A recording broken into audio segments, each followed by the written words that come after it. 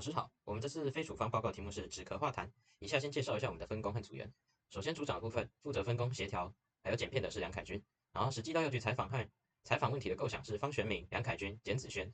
然后采访统诊是梁凯军、简子轩。负责病理还有症状的是吴玉信。然后中药的部分是陈冠廷负责，西药是李佑生。然后最后采访的小介绍是陈廷一。咳嗽是一种人体为了清理呼吸道进行的保护性反射，病因有非常多种，常见的有以下几种：呼吸道感染、过敏性鼻炎、胃酸逆流等等。在病人进来药局买药的时候，我们可以询问他咳嗽多久了，是干咳还是湿咳。湿咳如果痰不是白色透明的，是黄绿色或其他颜色，可能就是支气管感染。干咳的话，可以推荐他止咳药，或者是喉糖喉散，减轻喉咙的不适。如果咳嗽超过2周的话，就是慢性咳嗽。如果合并呼吸困难、咳血、胸痛等等症状，需要更加注意。肺癌、COPD、肺结核等等都可能有慢性咳嗽的症状。只要出现以上这些情况，都应该要立刻就医处理。常见的止咳药水成分有以下几种，目的是减少咳嗽频率、扩张支气管，帮助把痰咳出去，或是减少痰的粘稠性。接下来是咳嗽非处方药中药的部分。这边是我们去采访药局内，架上陈列有关于止咳化痰类的中成药，种类非常丰富，但其实成分差异不大，所以接下来会挑几个来介绍。首先，第一个是龙角散。龙角散有好几种剂型，有粉末、有颗粒，也有做成食品来贩售的喉糖。而龙角散的主要成分是桔梗、远志、杏仁和甘草。杏仁的主要作用是止咳平喘，桔梗和远志则具有祛痰作用，能够帮助排出痰液。甘草具有抗发炎作用，能够减轻咽喉炎症。它的特色是不需配水服用，直接作用于咽喉黏膜，使纤毛运动正常，缓解咳嗽、咳痰、咽喉发炎引起的喉咙不适。下一个是川贝枇杷膏。川贝枇杷膏的主要成分包括润肺止咳的川贝母、清肺解渴的枇杷叶、利咽排脓的桔梗以及润燥益气的蜂蜜。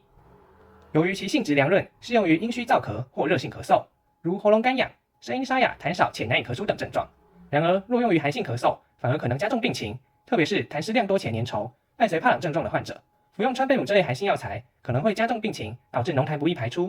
枇杷膏最佳的服用时机其实是感冒后期，咳嗽尚未痊愈的时候，因为这时候喉咙疼痛、干燥、嗓子沙哑，就很适合吃枇杷膏来舒缓，可以做成饮品或加入粥中来服用。接下来我要讲的是咳嗽非处方药的西药部分。这些是药局里常见的咳嗽成药，因为时间的关系，我会挑以下2个来说明。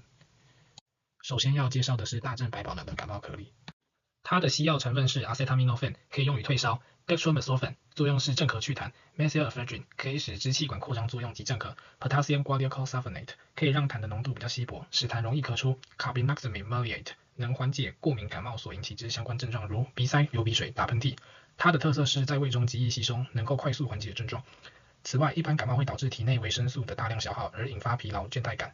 此药内含维生素 B1、B2 可以补充。接下来是大正百宝能的止咳糖浆，它比较特别的成分是含有 codeine phosphate， 可以镇咳镇痛。而止咳糖浆的特色是含有桔梗硫净膏以及甘草净膏，可以排痰润喉效果好。此外，它还可以适用于害怕吞服口服药物、喜好糖浆剂型的人。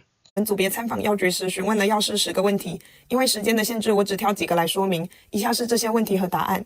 问题1，病人有咳嗽问题，首推什么药？有没有痰又会各推什么药？药师的回答是，会先询问病人有没有痰，主要用有无痰去做区分，而不会直接给止咳药。咳嗽可能有很多成因，应该说一个相同的症状背后有很多可能的致病原因，要对症下药解决问题，所以也可能用到不止一种药物，没有绝对这样。